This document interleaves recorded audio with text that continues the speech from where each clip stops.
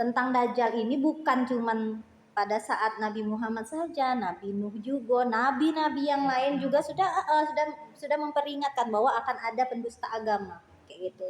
Ada namanya pendusta agama yang disebut Dajjal, dan hari kiamat itu akan turun ketika ada tanda-tandanya, itu salah satunya Dajjal gitu ya. Hadis Bukhari ya. Dajjal ada di sebuah pulau Tamim Ad-Dari, seorang sahabat Nabi yang saat itu masih Nasrani pernah terdampar di pulau Tamim tadi. Mereka melihat Dajjal dalam keadaan terikat kuat sampai terjadilah dialog antara Dajjal dengan sahabat Nabi tadi. Lalu Rasulullah membenarkan, berarti Dajjal itu sudah ada gitu. Belum dia sampai ke sini, atau memang dia itu mempersiapkan pasukannya yang kuat nian untuk ngajak yang lain. Ciri Dajjal, orangnya gemuk. Laki-laki Dajjal lagi. Tidak laki-laki, oi. Kulitnya berwarna merah. Rambutnya keriting, mata kanannya buta, mata kirinya seperti anggur. Tertulis di kedua matanya di sini ya, entah huruf kafaro, kafir. Dan semua orang muslim itu bisa membacanya, entah dia butuh huruf, entah bisa baca Quran, insya Allah dia bisa baca. Itu hadis riwayat Bukhari Muslim. Dia tidak memiliki anak, jadi Dajjal itu nggak punya anak. Selama ini tahu hadis ini, ternyata itu bukan hadis, itu cuma perkataan-perkataan baik. Iya, ada yang palsu, yang doib, sedangkan yang hadis doib beda boleh kita ikuti, apalagi yang palsu.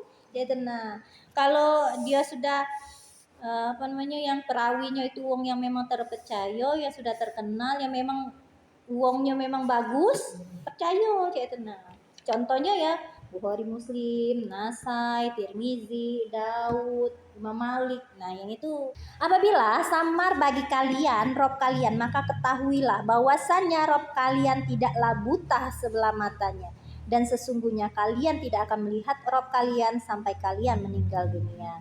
Hadis Ahmad dan Abu Daud. Maksudnya ini, kalau ada wong yang mengikuti Dajjal, ngomongi Dajjal itu adalah Tuhan, sembahlah aku. Ngapa Tuhan, maksudnya Dajjal itu yang buta yang nak disembah gitu kan? Harusnya mereka tuh berpikir kan, masa Tuhan buta?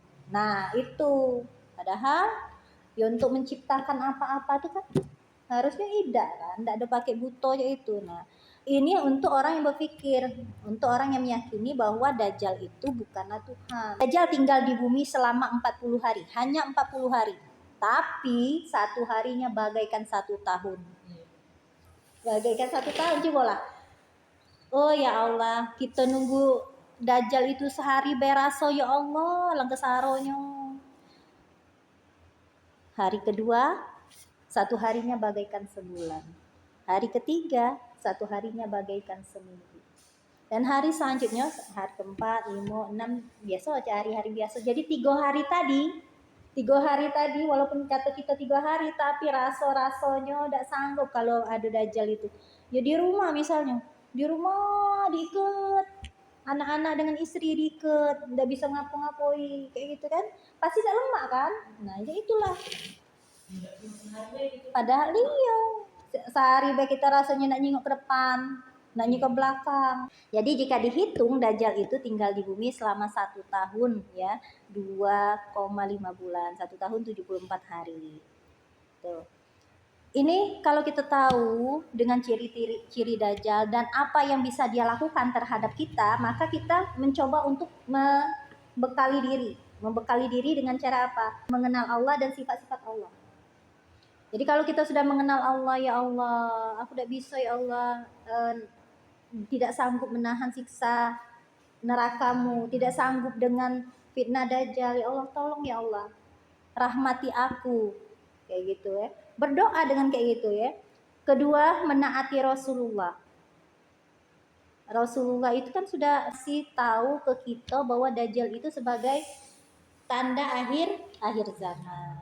Maka Rasulullah sudah memberikan ancang-ancang, hafalkan ini surat Al-Kahfi 10 ayat pertama, Kemudian doa sebelum salam. Allahumma inni a'udzubika min azabil jahannam wa min azabil qabri wa min fitnati mahya wal mamati wa min syarri fitnati masihid dajjal. Yang itu, yang doa tadi. Yang kedua itu tadi menaati Rasulullah, kemudian memperbanyak doa ketetapan hati. Ya muqallibal qulub, sabbit qulubana ala dinik. Kemudian membaca doa sebelum salam, lalu berusaha menjauhi dajjal bila mendengar desas-desus bahwa kedatangan dia. Jangan, kata aku tadi jangan sibuk nak ngerombongi tadi. Nah, taunya itu dajjal. Nah, itu juga gitu. Memang cobaan nian itu kan. Nabi Isa kaget turunnya dajjal dulu. Padahal cuma setahun tadi kan. Tapi itu kan. Nah, iya itulah. Dibunuhnya dajjal tuh. Dia yang bunuhnya pakai tongkat. Kayak di sini ada meleleh. Jadi ketika melihat Nabi Isa nganut tongkat itu dia sudah meleleh dulu. Kayak itu nah. Dia, karena iya, iya. Nabi Isa itu Islam. Iya. Yang disalib itu pengikutnya yang berkhianat. Menjauhi bila mendengar kata isu tentang dajjal ya. Kemudian yang keenam, bila mampu hendaknya pergi ke dua tanah suci, tempat yang tidak didatangi dajjal yaitu Mekah dan Madinah. Kita sampai sini dulu Be ya.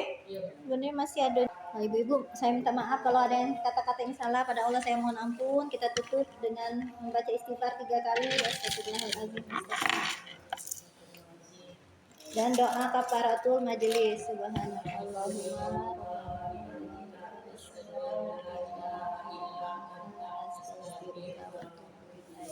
Assalamualaikum warahmatullahi wabarakatuh.